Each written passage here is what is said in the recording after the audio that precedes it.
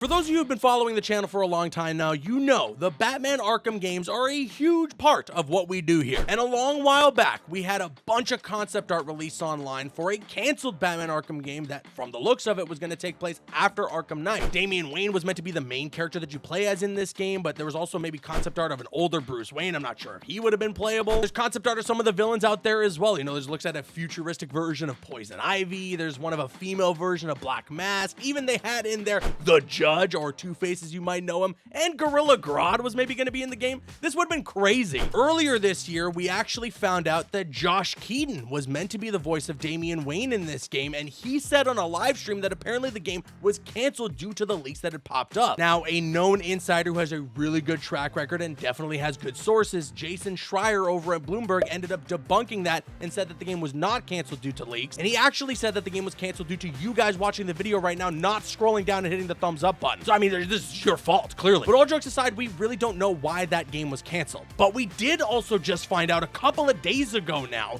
that another Batman game was canceled, and a bunch of gameplay, footage, concept art, and information about this canceled Batman game popped up online. And we're gonna go over in this video the gameplay for this canceled Batman game, the concept art, why this game was canceled, who was developing it, everything you need to know. So big shout outs to Spidey Ranger over on Twitter for creating a thread with a ton of information about this canceled Batman game, including a bunch of footage. But this was in-house known as Project Apollo and was actually in development by Monolith. Monolith are of course the ones who went on to instead make Shadow of Mordor, and then the follow-up to that being Shadow of War, and are now currently working on a Wonder Woman game. And yes, Monolith are the ones to have created the now patented by WB Games Nemesis system. And if you were wondering, this game, this Batman game, before its cancellation, before they ended up working on Shadow of Mordor, was going to feature and was supposed to be the first game from Monolith to ever feature that Nemesis system. And I don't know about you guys, but a Batman game with a Nemesis system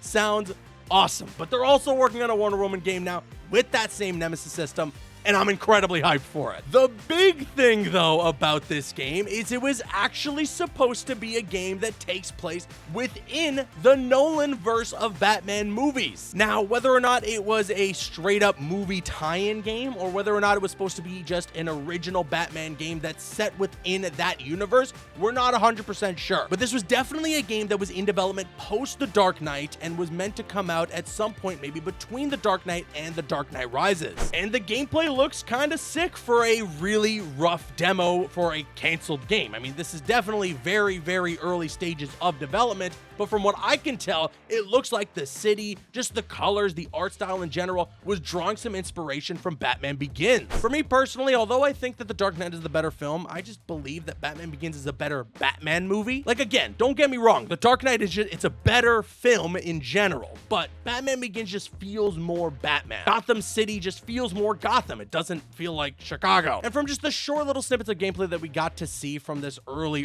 demo, again, it kind of draws vibes for me from Batman Begins, and I like what I'm seeing. There's a dive bomb, and then he pulls out his cape, he goes into a glide. You can also see some button prompts for him to use his grapple hook, so they were definitely going to borrow some ideas from the Batman Arkham franchise. At the point of this game's development, I'm not sure if Arkham City had come out yet, but Arkham Asylum definitely did. And it would totally make sense. If you're making a Batman game post Arkham Asylum, you were absolutely going to be borrowing some ideas when it comes to the gameplay from that game. Because Arkham Asylum, I mean, from traversal and definitely from combat, it revolutionized the way things are in gaming today. And I think that no matter what, if you're making a Batman game from here on out, you have to look at the Arkham games as the blueprint. Now, in terms of combat, we don't actually get much outside of just the little preview icons that we get when you're scrolling over your Batsuit loadout. And again, you know, some of the knockdowns, some of the counters, they look very Arkham inspired. There's also a brief glimpse at stealth in the game, and we also get to see Batman doing some detective work, scanning the environment. Again, very Batman Arkham influence. You know, the detective vision is there. He's scanning the environments, looking for clues and whatnot, and he's tossing some stuff to lure out some enemies. It's all things that you might have remembered or might have done yourself when you were playing any of the Batman Arkham games. We got to look at some of the skill trees in the game. One of them is for your combat development, another being for your stealth development, and then the third one being for your gadget specialization. This is kind of standard fare when you're playing a Batman game. These are the things that you want to be upgrading. These are the things that you want to be working on to upgrade your Batman. You can also get a glimpse through this at what the very early concept of the Batsuit was supposed to look like. And, you know, it's pretty much the Dark Knight suit. He's got the Dark Knight logo. So again, this was definitely a game that was in development post the Dark Knight. And one of the big things that's a part of the Nolanverse, the Tumbler, that Batmobile, there is concept art for Project Apollo of that Tumbler, of that Batmobile. You were supposed to be able to use it and rip through the streets of Gotham in this game. And the more that I think about it, it could have been pretty damn cool to have all the things that you love in terms of gameplay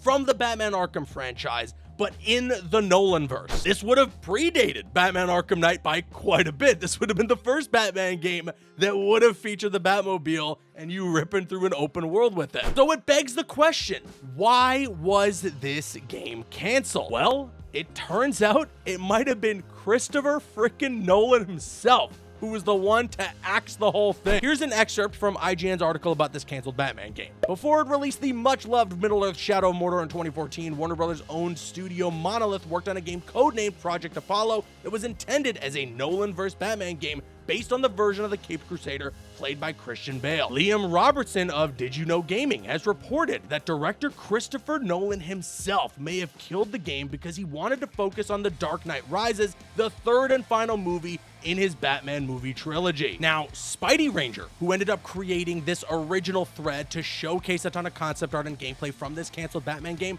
ended the thread by saying that Warner Brothers didn't think that having two Batman gaming franchises was a great idea, so the Batman game was retooled to a Lord of the Rings project, and that's how we got Shadow of Mordor. I honestly think that the latter explanation makes a bit more sense than Christopher Nolan being like, cancel this right now. I don't think Nolan was coming in with the axe on this one, okay? I don't think he really cared as much. He definitely did want to focus on his movies, but I don't think he cared what the gaming division did with his franchise. It makes a lot more sense that WB Games took a step back and were like, okay, we have the Arkham games. They're really successful. People are going crazy over them right now. Let's just put all our energy into that when it comes to Batman in video games. And it paid off in spades for WB Games to retool this canceled Batman game into a then Lord of the Rings game with Shadow of Mordor, as the game ended up winning frickin' Game of the Year. People praise the hell out of it. It is one of my favorite games. I love it very, very much. And it's why I am so insanely hyped to see what Monolith is gonna have in store for us when it comes to their next game up, Wonder Woman. Just having a game featuring a DC Comics hero, featuring just any superhero, and utilizing the Nemesis system with that,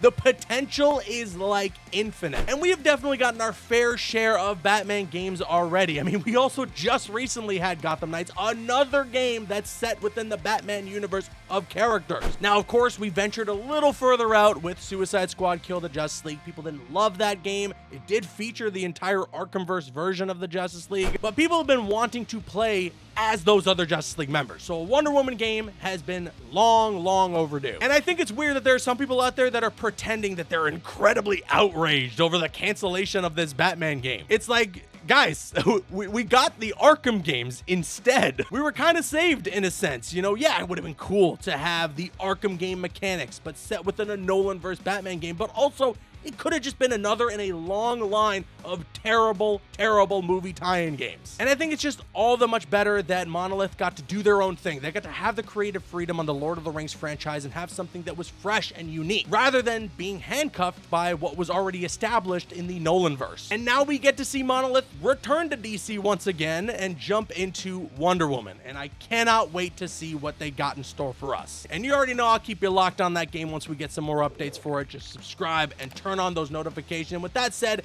let me know your thoughts in the comment section below. What do you think about Project Apollo? Do you wish that this game didn't get canceled? Are you glad that it got canceled in favor of Monolith working on Shadow of Mordor and Shadow of War? Sound off with your thoughts in the comments. I've been Caboose. I'll see you guys later.